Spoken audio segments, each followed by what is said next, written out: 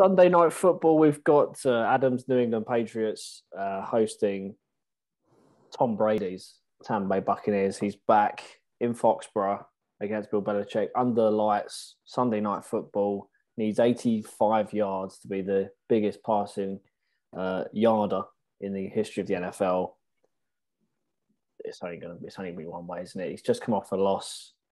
They then went on and won 8 games straight after that to win the Super Bowl. 31-17. I've given Patriots 17 points, which I thought was very kind, but 31 points for Tom Brady and the Bucs. Tom Brady's used to winning at Foxborough, so sorry, Adam. That's a good line. I like that. Yeah. Sorry, Adam. I only state the truth around here. I've also backed the Patriots to get 17, so me and Jamie are on the same wavelength. Nice.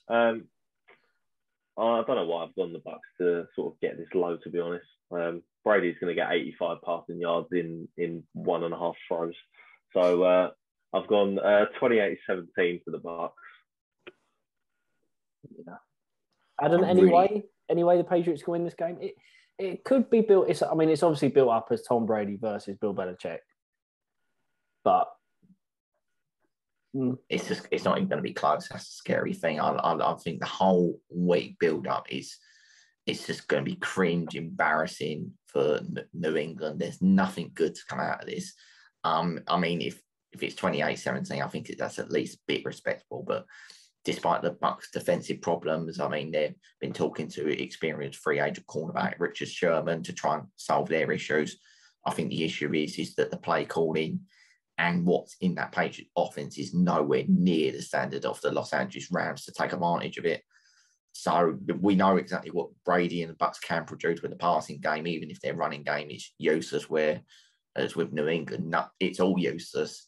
And it's just written in the stars for him to not only win, but win convincingly. Skip Bayless is going to be unbearable on the Undisputed. And I think it's just going to be embarrassing because I think the Patriots defense is genuinely top 10. I think they've not done much wrong, but they're just going to be constantly on the field and will get worn out by all the different options Brady has, even with a few injuries. So I'm going 35-10 to the Bucs.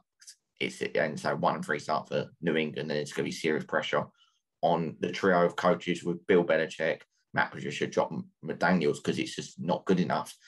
Diz has gone for a lot more optimistic. He's gone for a 27-24 Bucs win in overtime. To be honest, I'd rather lose convincingly, like the three of us have gone for them, for it to be that close, because that would just be heartbreaking. I'd rather just get slapped early on, and all the fans can travel up back to Boston. Is there any hope? No hope. None whatsoever. No. because I know you're probably thinking Super Bowl 51 vibes, but there's nothing to go off. The Patriots are not capable of getting 4 touchdowns, and you need that as a minimum to compete. And the only reason we got 25 was because it's the Jets. Mac Jones didn't even get a passing touchdown against the Jets. The alarm bells have been there for a good few weeks, and it's just getting worse. We got torn apart by the Saints, and the Saints are not a patch or on Tampa Bay. It's just going to be embarrassing. I'm reluctant to start for it because it's such a huge occasion, and plus I've got a lot of sleep from the Lions-Bears game, but it's going to be a depressing show, and it really is from New England point of view. But from Bucs point of view, they'll bounce back 3-1, and then like the Chiefs, they'll be on that charge for always the NFC Championship.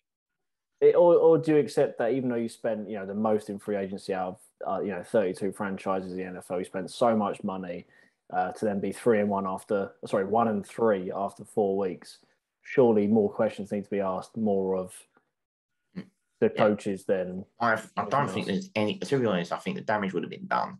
You're not catching Buffalo after the start. No, I think that it's to be honest because the free agents could come good eventually, give them, as I say, remainder season to build on it. But if there's no signs of improvement, I think there's got to be big changes in New England. I think you've got to have it where you've got to have younger coaches with fresher ideas with the younger players. You can't have these old ways that are just not working. The playbooks that are there's all this talk about this sort of expansive playbooks that are complicated, and it don't look like it's really anything. It's just like, I'll give it to Nick Folk and he'll kick a field goal, or the defense can do something spectacular. it's awful to watch. It's so tedious.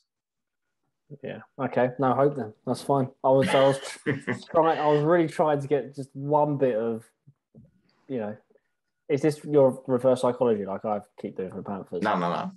Genuinely, I would love to silence Tom Brady, but it's just so fitting, isn't it? You just cannot see it the other way around. It just doesn't even feel right. Whereas it feels right for him to go back and win, and then he would have beaten every team in the NFL. It's just, you know what I mean? It's served on a plate for him. I think the only hope that you've got is that he forgets for a split second who he's playing for.